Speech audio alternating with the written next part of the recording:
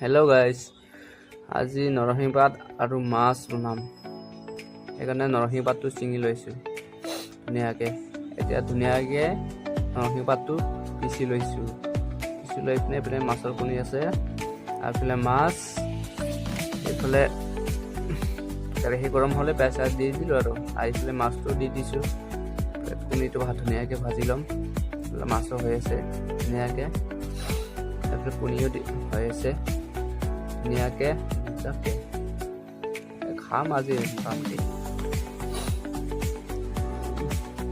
10-15 minute লাগিব আৰু হ'বৰ কাৰণে।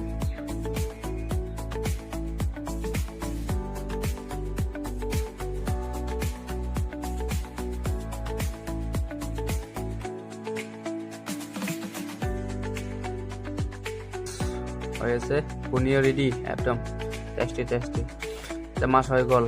এতিয়া বাৰু আমি হেৰিটো পেলাইছোঁ নৰসিংহ পাতটো, মানে পাতটো পেলাইছোঁ। পাতটো আমি নাখাওঁ বাৰু, অকলে তাৰ হেৰিটো ৰসটো খাম। এতিয়া মাছটো হৈ গ'ল, এইফালে কেৰাহী গৰম হৈ গ'ল। এতিয়া এইটো দি দিছোঁ গ্ৰেভিটো নৰসিংহ পাতৰ। গ্ৰীণ চাওকচোন কেনেকুৱা লাগিছে। আপোনালোকে খাই পাইছে না নাই নৰসিংহ পাত আৰু মাছ? কোনে খাই পাইছে কমেণ্ট কৰক গাইছ। নৰসিংহ পাতটো 10-15 মিনিট, আধা ঘণ্টামান পাকি ল'ম। তাৰপিছত আমি মাছ দি দিওঁ ধুনীয়াকৈ। উতলালে নৰসিংহ পাতটো, এতিয়া আমি মাছটো দি দিম বাৰু। ধুনীয়াকৈ মাছ দি আছে, চাওক টেষ্টি খাই মজা পাব আজি।